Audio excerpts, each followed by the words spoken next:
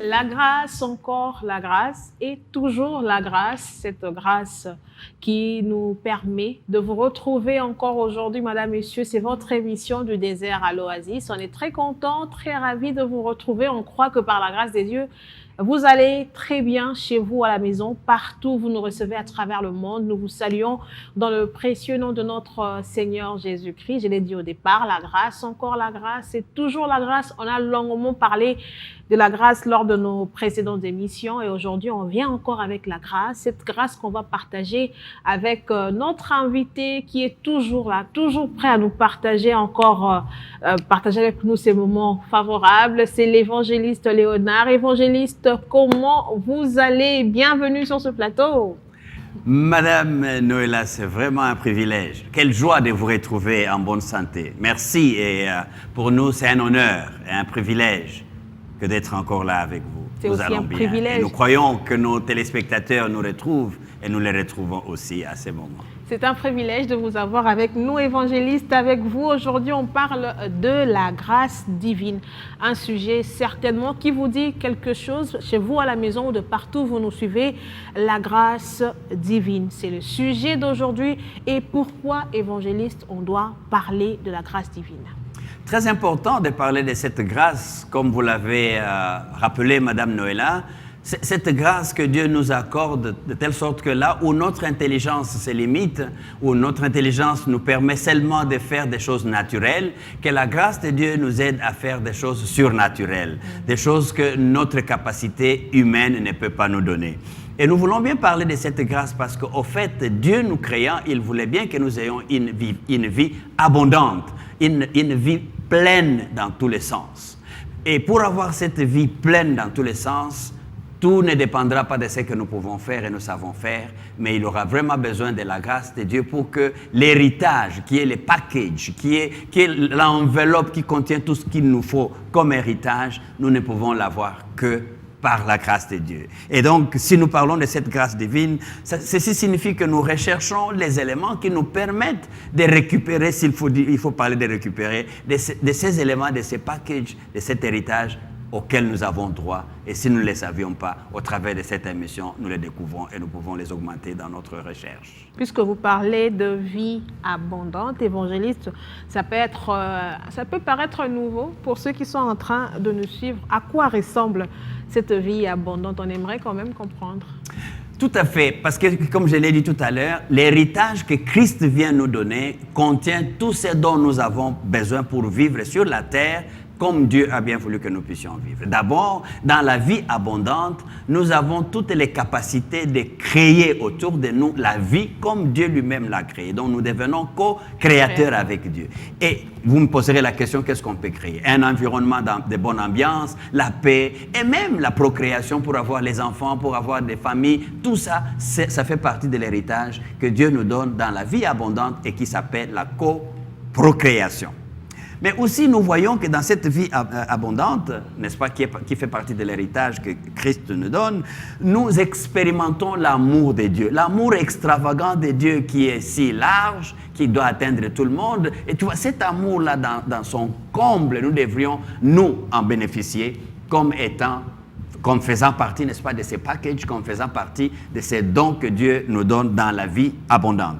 Madame Jemima, la question que vous me posez, elle a des éléments tels que les soins. Quiconque reçoit Jésus-Christ a le droit de recevoir les soins de santé et les soins dans tous les sens possibles. Être pris en charge par Dieu, ça fait partie de la vie abondante. Et ce que souvent, certains d'entre nous, sinon la plupart d'entre nous, ne pouvons pas bénéficier sans cette grâce. Dans la vie abondante, Madame Noëlla, nous avons aussi la passion qu'il y a dans notre cœur et laquelle passion produit dans notre vie la compassion des uns et des autres. Et ça fait partie, si vous avez la grâce de Dieu, vous serez à même, n'est-ce pas, d'élargir la compassion auprès des autres parce que la grâce va activer en vous la passion. Et non seulement qu'il y a ça, nous avons aussi dans cette vie abondante, Madame Noëlla et nos téléspectateurs qui nous suivaient, le fait que nous sommes reconnus comme enfants de Dieu. Regardez les privilèges que vous avez d'être appelé l'enfant de tel chef ou l'enfant de tel dignitaire. Ces privilèges-là, nous l'avons dans la vie abondante. Oh, quel privilège que d'être appelé fils de Dieu. Et en tant que tel, quand tu es fils de Dieu, il y a un fils unique qui est connu, il s'appelle Jésus-Christ. Il est l'héritier du Père. Mais en tant que co-héritier, nous bénéficions d'une vie abondante. Parce que ça aussi, ça fait partie de ces dons, de ces paquets que nous avons à recevoir. Mais aussi, nous sommes appelés à être les co-gestionnaires. Vous voyez, la grâce de Dieu, comme je l'avais dit tout à l'heure, celui qui l'a, il arrivera à réaliser des choses surnaturelles. Pas dans le sens exagéré, mais ça veut dire des choses qui dépassent ce que l'homme tout court pouvait faire, celui qui n'a pas la grâce de Dieu. Et donc, celui qui a la grâce de Dieu manifestera l'amour auprès des autres, manifestera la gentillesse, la générosité, tout ça ensemble, c'est Dieu qui gère, mais nous devenons des co-gestionnaires de ce genre de grâce. Madame Noëlla, la liste pourrait être tout à fait longue, entre autres la vie abondante, que de savoir que tu fais partie du sacerdoce royal, que tu es un prêtre du roi des rois. C'est là un peu, malheureusement, un constat malheureux que la plupart des personnes vivent sur la terre privées de cette vie abondante, privées de la plupart de ces choses qui sont contenues dans cette liste. Pourquoi? Parce que l'ennemi, le diable, quand il est venu sur la terre, la première chose qu'il a faite, c'était de falsifier notre identité. C'était de falsifier ces droits à l'héritage qui nous revenaient. Des droits, si je peux ainsi le répéter. Voilà, madame, pourquoi nous devons poursuivre la grâce divine dans cette émission. Pour ceux qui viennent de nous retrouver, qui viennent de nous rejoindre, nous parlons de la grâce divine depuis un moment, depuis quelques minutes déjà. Et là, tout à l'heure, l'évangéliste venait d'énumérer quelques avantages, ce qui est contenu au fait dans ce qu'on appelle la vie abondante, une vie qu'on ne peut pas, dont malheureusement certains ne peuvent pas bénéficier parce que vous avez dit tout à l'heure qu'ils ont une identité tronquée, falsifiée. On peut un peu comprendre qu'est-ce que c'est cette identité falsifiée, tronquée. Peut-être qu'il y a quelqu'un qui se retrouve dans ça, mais qui ne comprend pas. Peut-être, Madame Noëlla, la plupart d'entre nous, parce que la Bible que je lis dit que nous avons été tous privés de la gloire de Dieu. Oh, la gloire de Dieu fait partie de package. Ça fait partie du paquet que nous devrions avoir comme vie abondante. N'est-ce pas? Mais lorsque l'ennemi vient, il va tronquer cette identité parce qu'il va te dire, est-ce que vraiment, toi aussi, tu peux être compté parmi les gens qui devaient bénéficier de la grâce de Dieu? Est-ce que toi aussi, ta famille, là, elle n'est même pas connue? Donc, il te réduit à une personne qui devait être esclave, qui devait être opprimée, qui devait être rejetée et qui ne devait recevoir que des miettes de la vie alors qu'il devait avoir la vie abondante. Parce que le diable, quand il arrive, il pose la question à nos parents spirituels, Adam et Ève, est-ce que Dieu a réellement dit? Vous savez que si vous ouvrez les yeux, vous verrez plus que ce que Dieu vous a caché. Il nous donne là déjà une image tronquée de la relation que nous devions avoir avec Dieu, comme si Dieu nous a menti, ne nous a pas donné tout ce qu'il devait nous donner. Donc l'image tronquée, Madame Noëlla, c'est l'image falsifiée de l'enfant de Dieu que je suis. Et il me dit non, l'enfant de Dieu, ce n'est pas toi. C'est telle race ou telle autre race. C'est tel genre ou tel autre genre. Il faut avoir telle taille ou telle autre taille. Donc tous ces éléments-là tronquent l'identité et l'image que nous devrions avoir en Jésus-Christ. Alors, un autre élément, le cœur abattu affecte notre état d'esprit. L'identité tronquée va se manifester. Tu vois quelqu'un qui essaye de réfléchir, mais tu vois, il est abattu dans son esprit. Il est limité même dans ses réflexions. Il n'a que des inquiétudes.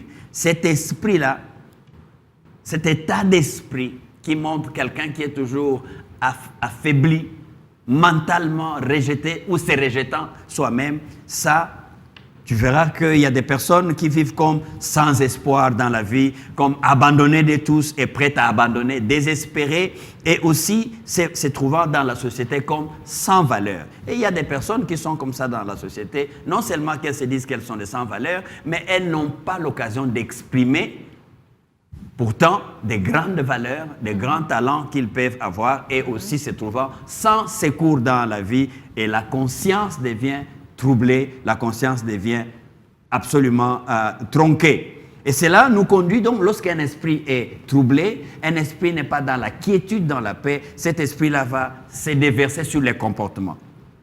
L'identité tronquée, nous la verrons quand nous trouvons des personnes, des hommes qu'ils sont, des femmes qu'ils sont, mais ils veulent se comporter comme des hommes ou comme des femmes, voulant adopter une attitude qui n'est pas celle que le Seigneur a pourvue pour ce genre de personnes. Et là, ça, nous voyons les comportements. Et les comportements des gens qui ne peuvent pas vouloir la paix autour d'eux. Et ce genre de personnes, ou ces gens qui ne veulent pas garder la paix autour d'eux, c'est des personnes qui créent la confusion, qui créent des conflits, qui créent les traumatismes auprès des autres. Des gens, pour rien au monde, ils vous regardent, ils vous insultent. Des gens, pour rien au monde, ils vous rencontrent et ils vous haïssent.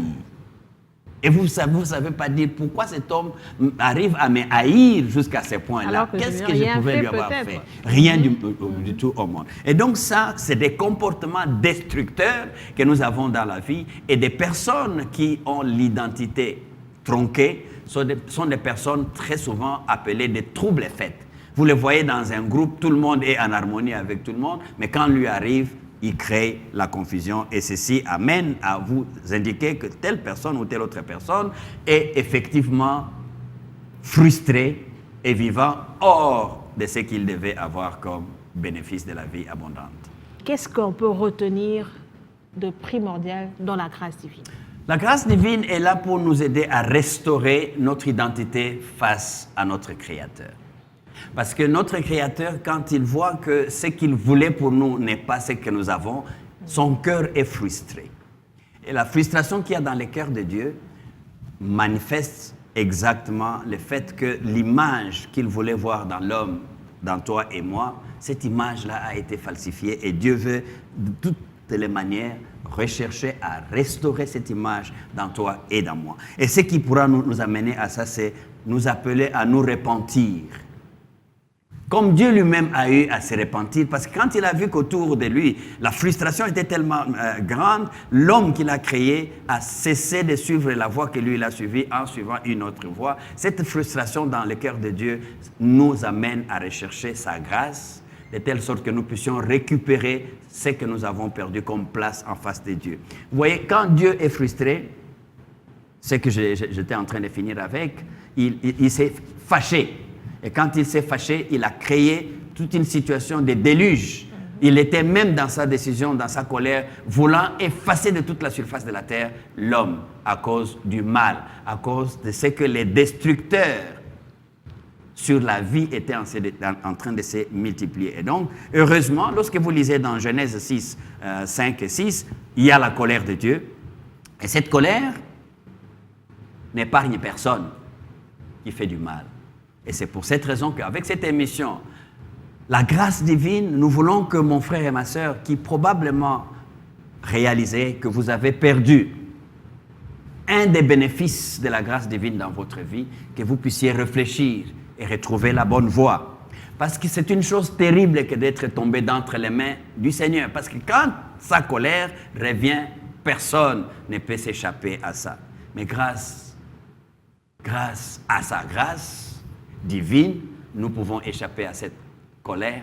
Et pour vous et pour moi, cette occasion nous est offerte pour chercher comment nous pouvons rentrer dans cette grâce divine et bénéficier encore de la grâce de Dieu. Merci évangéliste, je crois que le message est très bien passé. Nous aimerions prier avec vous de partout où vous nous suivez. Disposez juste votre cœur. Heureusement pour nous, il y a la grâce. Heureusement qu'il y a la grâce divine. Ne tenez pas compte de votre état, mais considérez cette grâce qu'on vous présente aujourd'hui. On va prier avec vous ensemble avec l'évangéliste. Seigneur notre Dieu, nous voulons comprendre que la violence au milieu de nous, la haine, la jalousie, les divisions et les guerres qui arrivent dans notre vie sont des manifestations de ce que l'ennemi fait au milieu de nous pour nous faire miroiter la survie à la place de la vie abondante. La pauvreté extrême mentale ou physique dans laquelle se trouve ton peuple qui nous écoute en ces moments ne peut quitter que lorsque nous changeons dans notre état d'esprit et nous incorporons cette image de la vie abondante que tu veux pour mon frère et pour ma sœur. Nous prions, Seigneur, que tu nous révèles encore ces zones où nous pouvons refaire et bénéficier encore de la grâce divine. Qu'il en soit ainsi pour moi et pour mes frères et sœurs. Au nom de Jésus. Amen. Amen, amen.